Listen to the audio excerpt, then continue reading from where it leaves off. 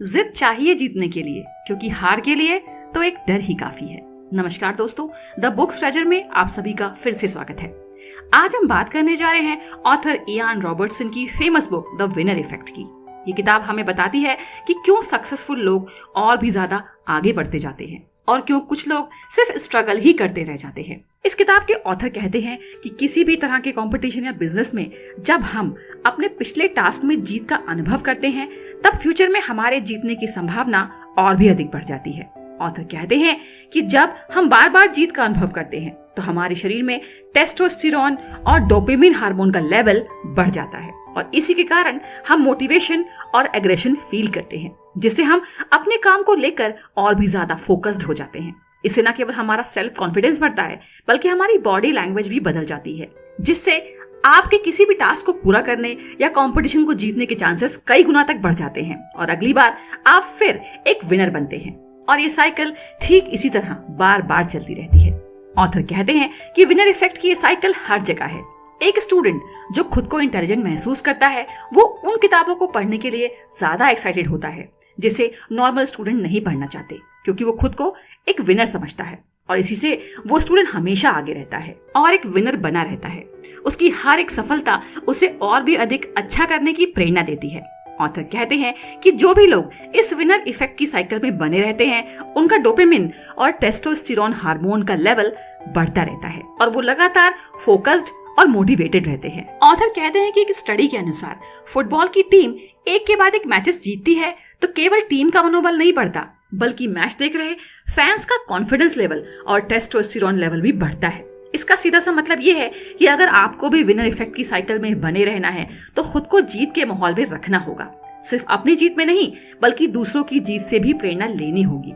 University of Wisconsin के scientist Matthew ने चूहों पर अपना एक एक्सपेरिमेंट किया, जिसमें वो चूहे को एक केज में लड़वाते हैं। यहाँ एक चूहा दूसरे चूहे से नेचुरली स्ट्रांग होता है। स्ट्रांग चूहा पहले 3 राउंड जीत जाता है, लेकिन जब उसी चूहे को उससे भी ज्यादा ताकतवर चूहे से लड़वाते हैं, तब भी वही चूहा जीतता है, यानी कि वो चूहा 4 बार जीत जाता है।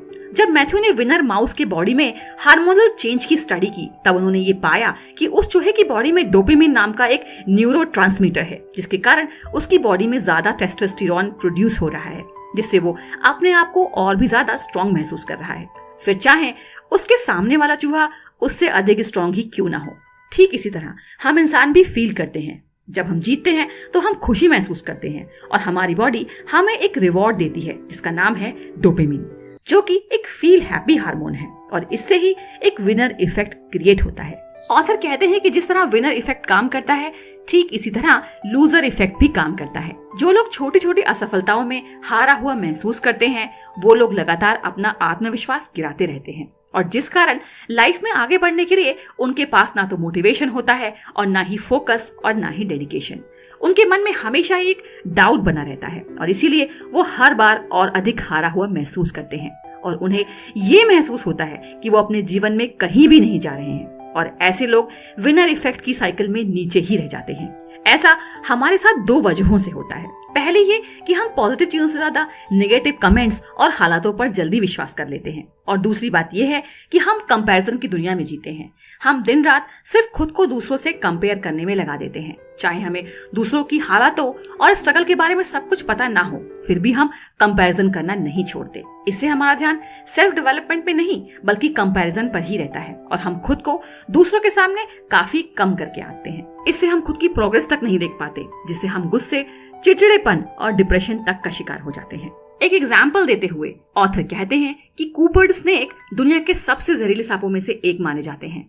इन कूपर्ड स्नेक पर रिसर्च की गई तो ये पाया गया कि सबसे ज्यादा जहरीला सांप होने के बावजूद इनमें कोई भी विनर इफेक्ट नहीं था, बल्कि एक लूजर इफेक्ट था। ये देखने के लिए 2 सेम साइज के स्नेक को एक छोटे से एरिया में साथ रखा गया। इन दोनों सांपों में जो लड़ाई जीत गया, उसे दोबारा एक नॉर्मल स्नेक से लड़वाया जाता है, लेकिन रिजल्ट में हर बार कूपर हेड हार जाता है और अंत में वो अपने से भी कमजोर सांप से हार गया। तो इसे कहते हैं लूजर इफेक्ट। लूजर इफेक्ट से बाहर आने का एक तरीका है और वो ये है कि आप विनर इफेक्ट में बने रहें। विनर इफेक्ट को अपनी लाइफ में इम्प्लीमेंट करने के लिए इसके 4 रूल्स हैं, जिनमें से पहला रूल ये कहता है कि make small win count author कहते हैं कि जब भी आप लूजर इफेक्ट में फंस जाएं, तो कैसे भी करके एक छोटी सी जीत को अपने नाम कर लें। इसके बाद उस जीत के लिए ग्रेटफुल फील करें और उस मेमोरी को बार बार जिए। इससे डोपामिन हार्मोन रिलीज होगा और आप विनर इफेक्ट की साइकिल में आगे बढ़ जाएंगे।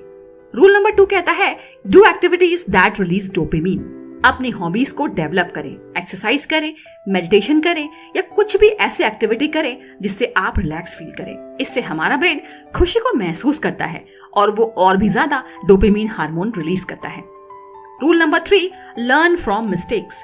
अपनी गलतियों से निराश होने की जगह उनसे सीख लें, अपनी कमियों को ढूंढें और खुद को फीडबैक दें। इससे भी हमारे ब्रेन में एक विनर इफेक्ट क्रिएट होता है। Rule number 4, extend your social circle with right people. Forbes के एक आर्टिकल में कहा गया है कि हम जिन लोगों की तरह बनना चाहते हैं, हमें उन्हीं के बीच में रहना चाहिए, क्योंकि हमारे एनवायरनमेंट का असर डायरेक्टली हमारी लर्निंग और बिहेवियर पर पड़ता है। तो ये थी हमारी आज की बुक द विनर इफेक्ट, जो हमें ये बताती है कि विनर्स किस तरह अपनी लाइफ में फोकस्ड रहते हैं और कैसे हम एक विनर बन सकते हैं। अगर आपको ये बुक समरी पसंद आई हो तो वीडियो को लाइक करना ना भूलें और अगर आपने अभी तक हमारे चैनल को सब्सक्राइब नहीं किया है तो इसे सब्सक्राइब करें। Thanks for watching.